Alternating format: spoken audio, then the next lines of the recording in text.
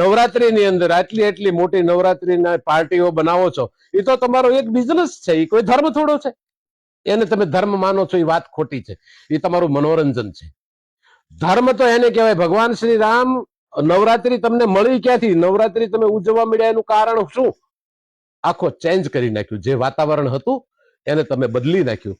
એમ નો બદલાય ક્યારે. રાવણની સાથે ભગવાન જયારે યુદ્ધ કરતા, રામચરિત માનસનો પ્રસંગ તમે લેજો. પહેલા દિવસે જયારે રાવણે એટલું ભયાનક યુદ્ધ કર્યું, એટલે હનુમાનજી મહારાજ, શોર્ટમાં કહું છું, હનુમાનજી મહારાજે ભગવાનને પૂછ્યું, જામવંતજીએ, કે પ્રભુ આ તો પહેલો દિવસ આનો હતો, આટલું બધી આપણી વાનર સેનાનો વધ કરી નાખ્યો, તો આનું યુદ્ધ શરૂ થશે તો શું કરશું? એમ આને જીતવો, પરાજય કરવો એ બહુ મુશ્કેલ છે. તો કે હા, મને પણ ખબર છે, ભગવાને એવું કીધું.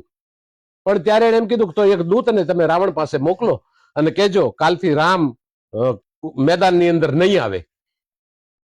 જ્યારે તમને આદેશ આપવામાં આવે ત્યારે જ તમારે યુદ્ધ મેદાનમાં આવવાનું જરૂરી રહેશે.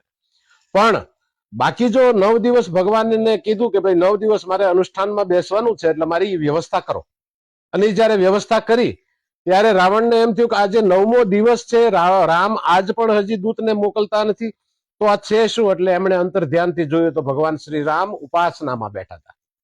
અને 9મા દિવસે રાવણને ખબર પડી કે આ ઉપાસના જો આની પૂરી થશે ને તો આને રામને મારે પરાજય કરવા અશક્ય છે. એટલે એમણે છળ કપટથી રોજ એક માતાજીને ઉપાસના દરમિયાન રોજ એક કમળ માતાજીને અર્પણ કરવાનું હતું.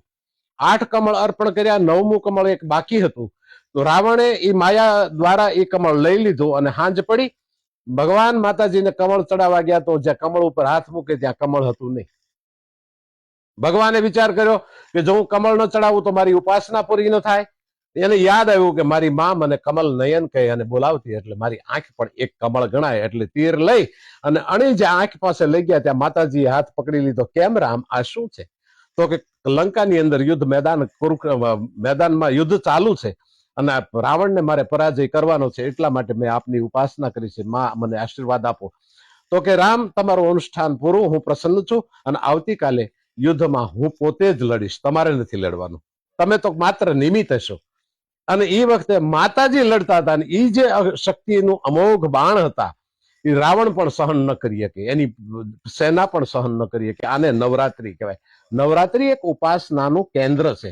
9મો દિવસ એ એટલા માટે હતો, દશેરાના દિવસે રાવણનો વધ કરવામાં આવ્યો, પણ એ શક્તિએ વધ કર્યો હતો. આને નવરાત્રી કહેવાય. નવરાત્રી એક ઉપાસનાનું કેન્દ્ર છે.